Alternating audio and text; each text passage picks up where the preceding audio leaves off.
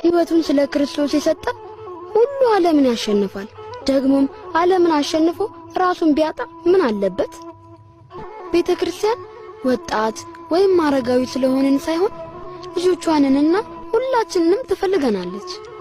ታዲያ ምን ለማድረግ ወሰንክ? ለገዢው ጌታችን መድኃኒታችን ኢየሱስ ክርስቶስ ቤተክርስቲያንን በደሙ እንደመሰረታትና እንዳነጻት በራፎቿ እንደማይዘጉ እነግረዋለሁ። ገና ለጋ ወጣት ነህ፣ መሳሪያም አላነገብክም። በመሳሪያ ሳይሆን በልብ ያለው እምነት አምራትን ይሰራል።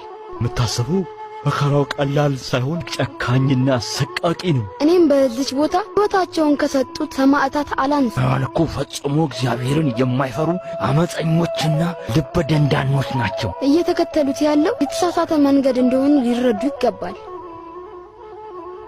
እግዚአብሔር ብርታቱን ይስጥ።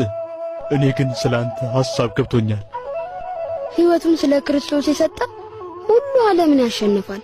ደግሞም ዓለምን አሸንፎ ራሱን ቢያጣ ምን አለበት?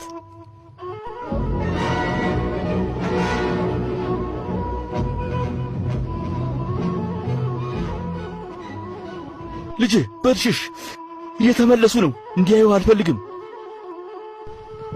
ደሙ እስካሁን ድረስ እንዳለ ነው። ከትናንት አንስተን ይኸው መሬቱን እያጸዳን ነው።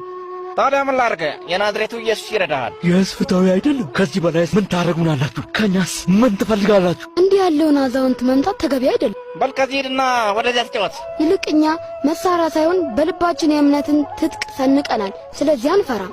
ያን ያለውን የጨዋታ ጨዋታን ተቆሙ። ዛሬ ትቻችኋለሁ፣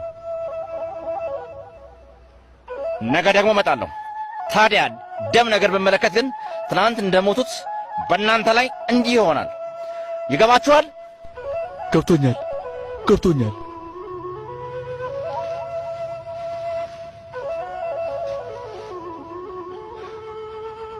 ይህ ስለ ድካማችን ከእግዚአብሔር የመጣ ነው።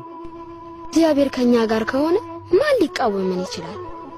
የኔ ልጅ ጀግና ነህ፣ በዚህም ጊዜ ዕድለኛ ነህ። ነገር ግን ሁሌም ላይሆን ይችላል። እርፍ ጨብጦ ወደ ኋላ የሚያርስ የለም።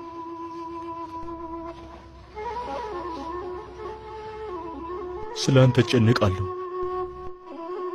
ረጅም ዕድሜ ይሁንልህ።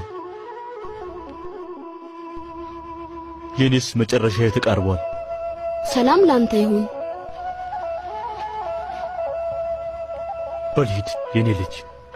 እግዚአብሔር በኑሮ ሁሉ ሰላምን ያምጣል።